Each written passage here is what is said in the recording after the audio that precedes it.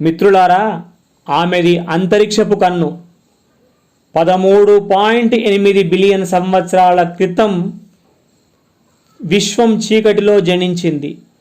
కొన్ని వందల మిలియన్ల ఏళ్ల తర్వాత తొలి నక్షత్రాలు, గెలాక్సీలు ఉనికిలోకి వచ్చి కూడా నిన్న మొన్నటి వరకు చీకట్లోనే మిగిలిపోయాయి అన్న విషయం మనకు తెలుసా? అవి వెలువరించే కాంతి ఆధారంగా నిగూఢమైనటువంటి వాటి ఆనవాళ్లను, రహస్యాలను తాజా జేమ్స్ వెబ్ టెలిస్కోపు వెలుగులోకి తీసుకురాగలిగింది అనేటువంటిది ఇటీవల జరిగినటువంటి ఒక చారిత్రకమైనటువంటి సంఘటన. ఈ చారిత్రాత్మక టెలిస్కోప్ కెమెరాను అమెరికాకు చెందిన 70 ఏళ్ల ఖగోళ మహిళా శాస్త్రవేత్త డాక్టర్ మర్సియా జే రైకే రూపొందించడం విశేషం. టెలిస్కోప్ రూపకల్పనలో ఆమె పోషించినటువంటి పాత్ర గురించి, ఎదుర్కొన్నటువంటి సవాళ్ళను గురించి తెలుసుకోవడం అనేటువంటిది అవసరం. టెలిస్కోప్ తొలి చిత్రం పంపినప్పుడు సంతోషంతో తబ్బిబ్బైపోయాను. జేమ్స్ వెబ్ టెలిస్కోప్లో కీలకమైనటువంటి NIR క్యామ్ పరికరానికి బాధ్యత వహించడం అనేటువంటిది ఒక రోలర్ కోస్టర్ రైడ్ లాంటిది. ఆశించినటువంటి ఫలితం దక్కినందుకు ఇప్పుడెంత సంతోషం కలుగుతుందో, ప్రారంభంలో పదే పదే డిజైన్ను మార్చవలసి వచ్చినప్పుడు కూడా అంతే నిరాశ ఎదురయ్యింది అని ఆమె చెబుతున్నారు. తర్వాత గత డిసెంబర్లో టెలిస్కోప్ను విజయవంతంగా లాంచ్ చేయగలిగాం. అంతరిక్షంలోకి చేరుకున్న తర్వాత దాని అద్దాలు, షీల్డ్లు, ఇతరత్ర పరికరాలన్నీ ఎటువంటి ఇబ్బందులు ఎదుర్కోకుండా సక్రమంగా వాటి స్థానాల్లో అమరిపోయాయి అని చెప్పవచ్చు. తాజాగా టెలిస్కోప్ పంపినటువంటి స్పష్టమైనటువంటి చిత్రాలను చూడగలుగుతున్నందుకు ఎంతో సంతోషంగా ఉందని ఆమె చెబుతున్నారు. గత క్రిస్మస్ రోజు రాకెట్ లాంచ్ అవ్వడం నాకొక మర్చిపోలేని అనుభవంగా మిగిలిపోయింది అంటున్నారు ఆమె. దిశ, వేగం, ఇంధన వినియోగాలు అన్నీ సక్రమంగా జరిగిపోయాయని చెబుతున్నారు. అయితే ఈ మొత్తం కృషిలో తన బృందం తనకు ఎంతగానో సాధ్యపడిందని ఆమె అంటున్నారు. ప్రారంభ డిజైన్ రూపకల్పనలో ఏరోస్పేస్ కంపెనీ లాక్ హీడ్ ఇంజనీర్లు ఎంతో తోడ్పడ్డారు. మరీ ముఖ్యంగా మేము NIR క్యామ్ను గది ఉష్ణోగ్రతలో రూపొందించాం. అయినా అది పూర్తి చల్లదనంలో సైతం పూర్తి స్థాయిలో పనిచేయగలిగింది. గత ఫిబ్రవరిలోనే నాసా జేమ్స్ వెబ్ టెలిస్కోప్ను పంపించినటువంటి తొలి చిత్రాలను విడుదల చేసింది. అయితే అవి ఉర్సా మేజర్ నక్షత్రాల కూటమికి చెందిన 18 తారల చిత్రాలు. కానీ అవన్నీ మసకబారి ఉన్నాయని తెలుస్తోంది.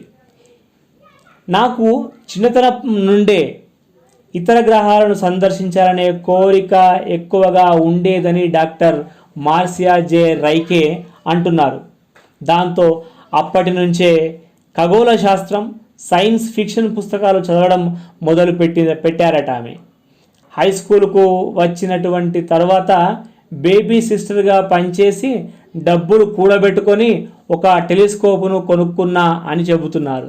అలా అంతరిక్షం మీద మొదలైనటువంటి తన ఆసక్తి వయసుతో పాటు ఎదిగింది.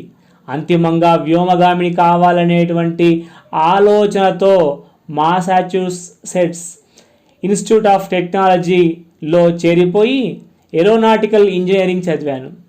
కానీ ఆ ఇంజనీరింగ్ నాకంత ప్రోత్సాహకరంగా అనిపించలేదు అంటుందామె. దాంతో నేను రంగాన్ని మార్చుకొని ఖగోళ శాస్త్రంలోకి అడుగుపెట్టాను అంటున్నారు ఆమె.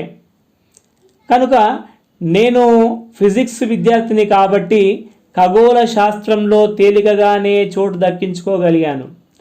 అయితే 1960లో ఈ రంగంలోకి ప్రవేశించే మహిళల శాతం చాలా తక్కువ అని చెప్పవచ్చు.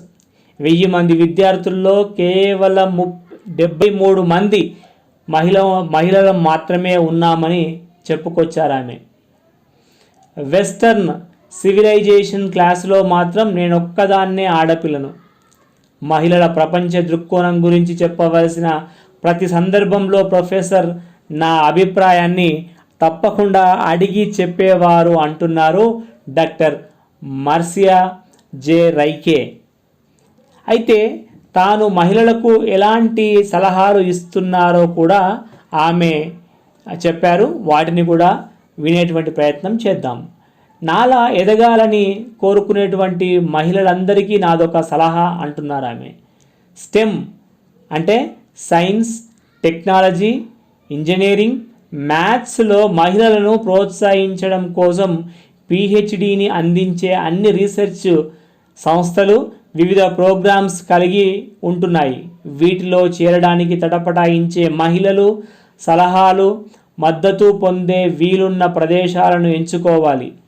ఖగోళ రంగానికి సంబంధించినంత వరకు నేను స్వతంత్రంగా వ్యవహరించాను కాబట్టే ఈ విజయం సాధ్యపడింది అని చెబుతున్నారు ఆమె.